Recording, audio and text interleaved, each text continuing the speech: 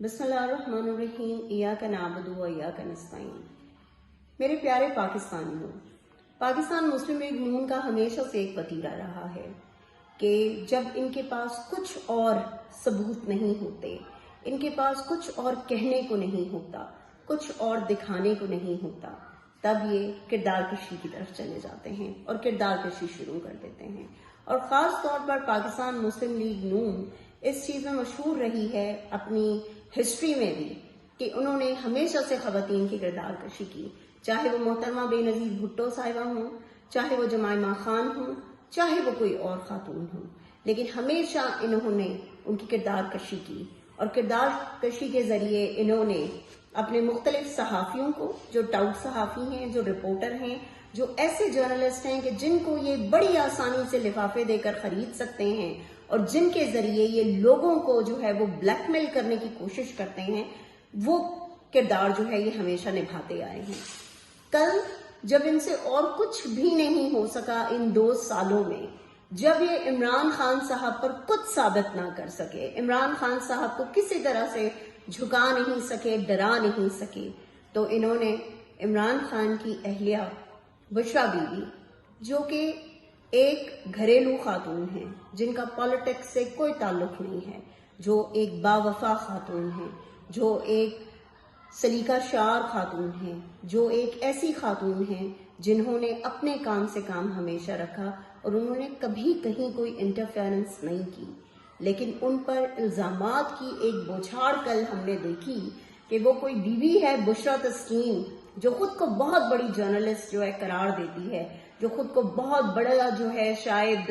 جو ہے لکھاری سمجھتی ہے، اس خاتون نے کل عمران خان کی اہلیہ بشریٰ بی بی پر سنگین الزامات لگائے، ایسے بے بنیاد الزامات کہ جن کو پڑھ کے، جن کو سن کے شرم آتی ہے۔ ایک دفعہ پھر سے عدت کیس جیسا دوبارہ جو ہے غلیظ بیانیہ جو ہے وہ انہوں نے بنانے کی کوشش کی، اور کس کے کہنے پہ؟ اگر محترمہ کی پروفائل آپ جا کر دیکھیں تو وہاں پر سوائے PMLN کی بوٹ پالشنگ کے علاوہ آپ کو کچھ نہیں ملے گا۔ وہاں پر آپ کو پروفائل میں ملے گا کہ محترمہ صاحبہ نے جو ہے وہ شیر کی تصاویر لگا کے اور کہا ہوا ہے کہ ٹھپا لگائیں، اس پہ مہر لگائیں شیر پر۔ جتنی ری پوسٹ محترمہ کر رہی ہیں وہ تمام PMLN کی لیڈرشپ کی کر رہی ہیں، وہ تمام ان لوگوں کی کر رہی ہیں جو دوسروں کی کردار کشی کر رہی ہیں۔ اگر محترمہ کی پروفائل کو غور سے دیکھیں تو وہاں پر باقاعدہ پاکستان تحریک انصاف کے لیڈر اور پاکستان تحریک انصاف کے ورکرز کے لیے نازیبا الفاظ استعمال کیے گئے ہیں۔ تو محترمہ آپ خود پے رول پر جو ہے وہ کام کرتی ہیں اور آپ مقابلہ کرنے چلی ہیں بشریٰ بی بی سے، یا آپ مقابلہ کرنا چلی ہیں پاکستان تحریک انصاف کی ان خواتین سے کہ جنہوں نے قربانیاں دینے کی مثالیں قائم کی ہیں۔ آپ کیا کسی کی کردار کشی کریں گی؟ آپ کیا کسی کو نیچے جھکائیں گی؟ آپ کسی کی تذلیل کیسے کریں گی کہ جبکہ آپ خود ایک بدبودار اور فرسودہ نظام کی پیداوار ہے؟ محترمہ، کسی پر کوئی بھی بات کرنے سے پہلے خود کے گریبان میں جھانک لیجئے کہ آپ کیا ہیں۔